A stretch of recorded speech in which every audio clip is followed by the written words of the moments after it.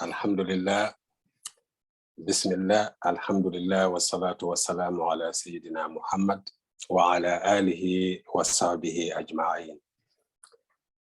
In the beginning, we praise Allah subhanahu wa ta'ala for the gift of life today and tonight again. And we praise Allah subhanahu wa ta'ala for the gift of brotherhood. And I believe, with no doubt, my real brothers and sisters are those who I share the divine table when we're having our dinner. And this is the dinner we have tonight. We're sitting around a divine table. On this table, there are words that Allah subhanahu wa ta'ala offered to us to use as a vaccination in order to grow in our spiritual life. And there is no better brotherhood and sisterhood than this. We share the words of Allah subhanahu wa ta'ala. And last week's topic was about feed your Islam, feed your faith before it dies. It is about growth. And tonight, the topic was chosen just to deal with the current affair. It is about destiny. And first of all, Alhamdulillah, that Allah subhanahu wa ta'ala made a destiny for me. And what is that destiny? It is to walk with you by destiny and work with you by choice. We met in this city. We didn't plan for it. Allah subhanahu wa ta'ala made that happen through so many ways. And Alhamdulillah that you are part of my destiny. You have said words that changed my feeling, changed my way of thinking, and even my behavior and attitude. You have did many things that changed the way my life is supposed to run. Alhamdulillah, so you are part of my destiny. Your word shaped me, and your behavior taught me more about humanity. So this is a ni'mah that we are together on the Sirat al-Mustaqim, on the straight path where Allah wants to see us. To start with, I will make ayah number 51 in Surah Al-Tawbah, the roadmap for tonight's talk. It is very powerful, and it is order from Allah subhanahu wa ta'ala. And every ayah in the Quran is an order from Allah subhanahu wa ta'ala. And this order started with Qul, just like the way he told us to say, when we want to define the creator, we say like this, Qul huwa Allahu ahad. Say he is Allah the only one. So we have to say it from our heart, from our mind, from our soul, from our depth. Say it to who? To the world. He is Allah the only one. And also he told us to say, Qul a'udhu bi rabbin nas. Say, I seek refuge in the Lord of mankind. Malikin nas, the King of mankind. Ilahin nas, the only God of mankind. Min sharril waswasil khannas, and so on. And he told us also to say, telling to those people who rejected faith and trying to invite us to become like them, we have to tell them and let them know not only what we stand for, but also what we will never stand for. And what is that? Qul ya ayyuhal kafirun. Say, O you disbelievers, la a'budu ma ta'budun. I don't worship what you do worship. We are different. I believe in Allah subhanahu wa ta'ala, but you don't. So we have a different lifestyle, and I will not give up mine. Let's go to ayah number 51 in Surah Al-Tawbah now. It is linked to our topic tonight. It is about destiny. It is about our civic obligation when we talk about destiny. And this ayah said, Qul, say, O Muhammad, say, O believer, lan, it will never happen. Qul lan yusibana إِلَّا مَا كَتَبَ اللَّهُ لَنَا. Say, nothing will ever happen to us, إِلَّا مَا كَتَبَ اللَّهُ لَنَا, except what Allah has declared for us. هُوَ مَوْلَانَا. Allah is our protector. وَعَلَى اللَّهِ فَلْيَتَوَكَّلِ الْمُؤْمِنُونَ. And on Allah, let the believers put their trust. This is a roadmap for a believer. And this order is coming from who? From Allah subhanahu wa ta'ala.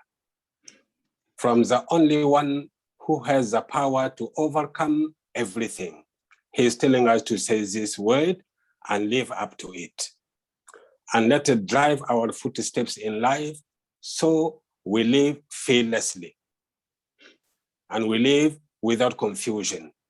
We live with power. Why? Not because of who we are, but because of who is backing us up. Allah subhanahu wa ta'ala. Huwa maulana.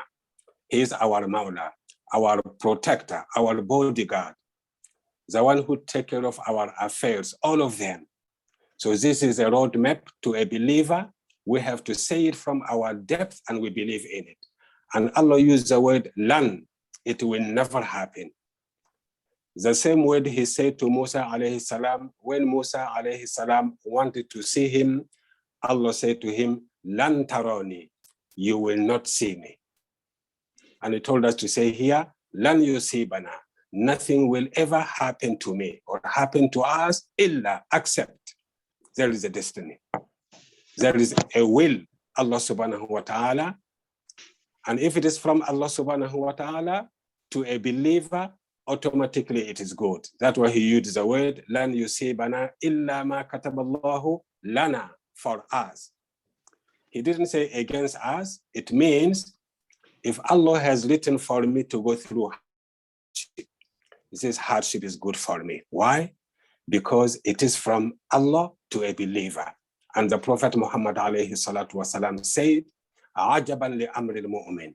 I wonder the matter of a believer. Inna amrahu kullahu khair. Everything to do with a believer is good. Everything, he said, kullahu khair, it is good. So whatever happened to us, even the musibah, we call it something good for me because it is from Allah subhanahu wa ta'ala. I will embrace my destiny regardless what it is. So he said the word qul.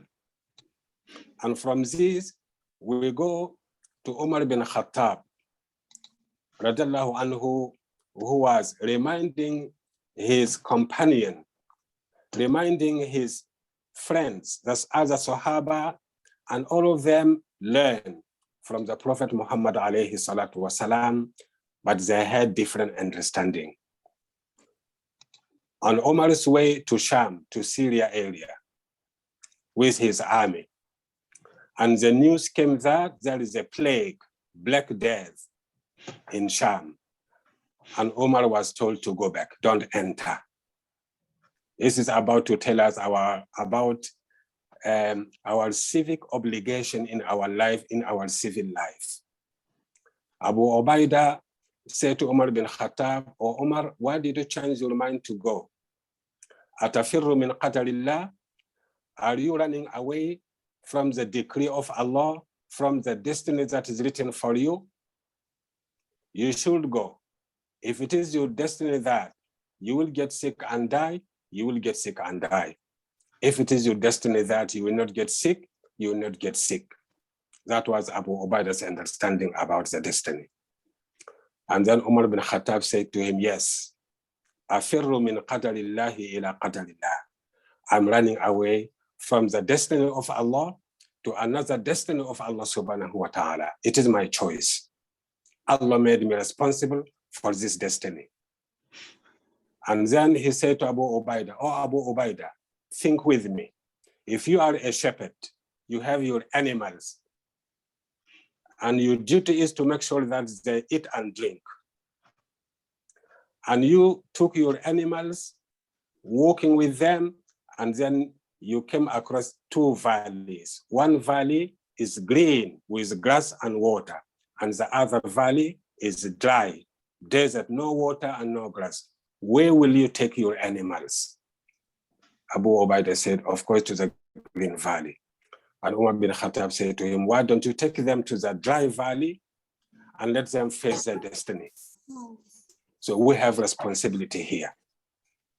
And then while they're arguing with this, Abu Musa al-Ash'ari came and he said this hadith. سمعت رسول الله صلى الله عليه وسلم يقول إذا كان الوباء بأرض وأنتم خارجه فلا تدخلوه وإذا كان بأرض وأنتم داخله فلا تخرجوا منه. If the plague, if a contagious disease in a land and you are outside of that land, do not enter, don't go. And if you are in a place and there is a plague or contagious disease in that place already and you are there, don't leave that place. Don't take it and make it contagious to other people. So this is our civic obligation while we believe in our destiny. We have a responsibility. And that's why Abdul Qadir al-Jannani have said, الناس إذا وصلوا إلى باب القدر توقفوا وأمسكوا إلا أنا. When people come across what they call destiny, they stop and submit and give up and believe this is my destiny. I will embrace it. I will not struggle against it. But Abdul Qadir said, no, to me, I use my destiny against my destiny with the support of Allah subhanahu wa ta'ala. I use the destiny of ignorance. I use the destiny of learning to defeat the destiny of ignorance. The destiny of failure, I use the destiny of success against it. In another way, we have responsibility. We don't sit there and ignore our civic obligation and blame the destiny. Otherwise, Iblis could say, oh Allah, you have no right to punish me because it is my destiny that I don't worship you and I don't bow down to Adam. We don't do that. The kuffar and the pagans in Mecca, they said something like this. وَقَالُوا لَوْ شَاءَ اللَّهُ مَا أَشْرَكْنَا وَلَا آبَاؤُنَا وَلَا حَرَّمْنَا مِنْ شَيْءٍ. They said, if Allah wished and he decreed for us to believe, we will believe. He could stop us from worshiping idols. He could stop our parents. Why he didn't do that? This is they put the blame back to Allah subhanahu wa ta'ala. So they're blaming instead of learning. Once Allah said, وَلَا يَرْضَى لِعِبَادِهِ الْكُفْرِ. Allah does not agree or accept, and he is not content for his servants to be disbelievers. And he sent all the prophets to guide us against that reality. So we have a civic obligation that we have to live up to. Since the Prophet ﷺ told us, we have a responsibility.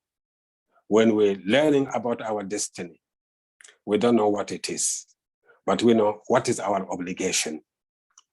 It is easy to blame other people. And if we don't learn and we don't get educated, we can never fulfill our destiny. Why? Because when Allah said in the beginning of his declamation to mankind for the last time, he started his wahi, his revelation with Iqra. Read. If we don't read, we can never worship Allah subhanahu wa ta'ala properly. And if we don't worship Allah subhanahu wa ta'ala, we can never fulfill our destiny. So education is a driving force for us to think about what is our destiny.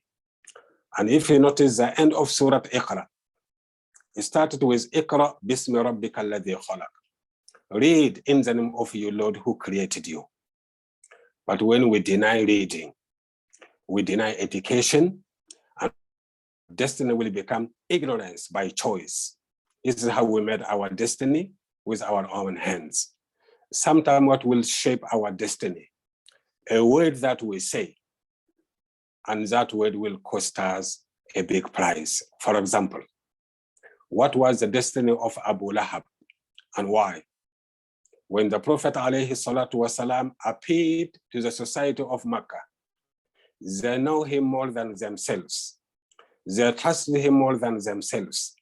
And he said to them, after standing on the mountain, on the hill of Sabah, and he made the announcement that he has a very important announcement to make, and everybody should come. People came, and he could not come, send someone on their behalf. Then the Prophet ﷺ told them, I am a messenger from Allah to you. And when he said that, many people disagree with him, but they remained silent. Only one man spoke. That is Abu Lahab.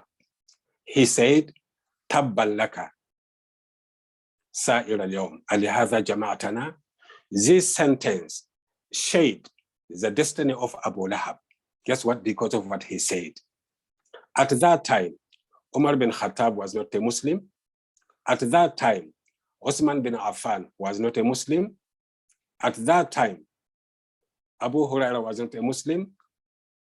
Khalid bin Walid, but at least they knew what to do with their mouth. But some people, they don't know what to do with their mouth. They just open it. Abu Lahab did like that, and that statement shaped his destiny by a word. And all he said, Islam is nonsense. What you said is unworthy to bring us here to speak about. And that's what many people do. You talk about science, they praise it. You talk about the philosophy, they praise it. You talk about what Napoleon said, they praise it. What Gandhi said, they praise it. What Plato said, they praise it. But you talk about Muhammad alayhi salatu wasalam, you talk about Bukhari, you talk about Muslim, you talk about the Quran, they see it as a nonsense. That some people are. Abu Lahab was like that, and he said this word, and that shaped his destiny. Allah answered him, Tabbat yada abi lahabin wa tab. It means the words we say can inject us and vaccinate us with evil destiny. So we have to measure what we say before it comes out. This is the destiny that's shaped by word. The same thing with some of the Jewish people who said, وَقَالَتِ الْيَهُودُ يَدُ اللَّهِ مَغْلُولَةً. Some of the Jews said, Allah is greedy and he is mean. He doesn't provide. He is not generous. And then what Allah said, وَقَالَتِ الْيَهُودُ يَدُ اللَّهِ مَغْلُولَةً غُلَّتْ أَيْدِيهِمْ وَلُعِنُوا بِمَا قَالُوا. Allah said they are cursed because of what they have said. Sometimes I can say, or you can say, a word can cause Allah to curse any one of us. Words are so powerful because it plants ideas into the mind of the person who heard you. And that's why education is the most dangerous weapon when it is wrong. And many people can be ignorant when they're not informed. And they can become evil after they get education from the wrong people. So words made those people become cursed. And Fir'aun, we read in the surah, فَقَالَ أَنَا رَبُّكُمُ الْأَعْلَى. So he said, I am your Lord the highest. The next ayah said, فَأَخَذَهُ اللَّهُ نَكَالَ الْآخِرَةِ وَالْأُولَى. Allah grabbed him. Punishment in dunya and akhirah because of a word. What about what we do every day? If my destiny is that I do evil things every day, what will be my destiny? And what is evil thing to do is when we ignore what Allah told us to do, or when we do what Allah told us not to do. So the way we live our life will shape our destiny. The way we speak can shape our destiny. A word can cause war in this world. A word can cause death. This is a destiny made by what? By word. So when we talk about this, we'll come to know that Allah subhanahu wa ta'ala can shape our destiny simply due to what we say. Another ayah said, فَأَثَابَهُمُ اللَّهُ بِمَا قَالُوا جَنَّاتٍ. Allah rewarded them because of what they have said, Jannah, a word that can take somebody to Jannah. Jannah becomes the destiny because of a word somebody said, and these words were approved by Allah subhanahu wa ta'ala. So we have a destiny to fulfill, but if we refuse to do the iqra, we cannot fulfill it. So ignorance is a very bad destiny. Well, we should not be happy to be poor in our hands. How can we be happy to be poor in our mind? We are happy when there are so many dinar and dollar in our hands. How come? We are so happy when there is no knowledge in our mind. The container Allah gave us, and He made us responsible to fill it up. And He said in the Quran that Wallahu akhrajakum min butuni ummahatikum la ta'lamuna shay'a. Allah sent you out from the womb of your mother, and you know nothing. وَجَعَلَ لَكُمُ السَّمْعَ وَالْأَبْصَارَ وَالْأَفْئِدَةَ. And then He gave you the tools of learning, sight and hearing system and mind. What I'm using my eyes for every day, what I'm looking at, what I'm using my ears every day for, what I'm listening to, and what I'm using my mind every day for. These are the tools and the channels of education. We have to use this to iqra, and when we read, fasjud waqtarib, we will prostrate, we will bow down to Allah and become closer to Allah subhanahu wa ta'ala. So this is a bit about destiny. As I said, I have only 3 more minutes to go, but I will go to our civic obligation now. Civic obligation concerning what we are going through now. Remember the hadith of Abu Musa al-Ash'ari when he settled the argument between Umar bin Khattab and Abu Ubaidah. He said to him, the Prophet alayhi salatu wasalam said, if a contagious disease in a place and you are in it, stay there. Don't move away and pass it on to other people. And if it is in a place, you don't go there anymore to take it. We have the civic obligation to stay safe and keep other people also safe. Now we're dealing with COVID-19. What is our civic obligation toward this? I'm talking about the Sharia law now. Halal and haram in Islam. It is haram for us to pass this disease to somebody else. What is a crime your family have committed for us to take it to them because of our carelessness? What the brothers and sisters have done to you in the masjid, and you took it to them before of the carelessness? To the extent that some scholars said, if you are the cause for a contagious disease to go to somebody else, you have to pay for all the medication. And if the person dies out of it, you have to pay the blood money. This is a reality. Because in Islam, la darara wa la dirara.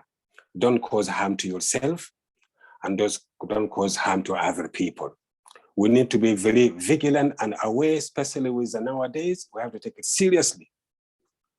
We know the people who died out of this. We have to apply the Sharia law. It is haram to take this and pass it on to somebody. If we do, by the Sharia law, we have to pay for the medicine because we pass it on to them. And if they die, we have to pay the blood money. Just like when you hit somebody on the road by accident, we have to pay the blood money. This is our civic obligation. But due to the shortness of the time, I have another meeting in 1 minute time. Jazakumullahu khairan, and the time to go more deep into this, inshallah. Wassalamu alaikum wa rahmatullahi ta'ala wa barakatuh.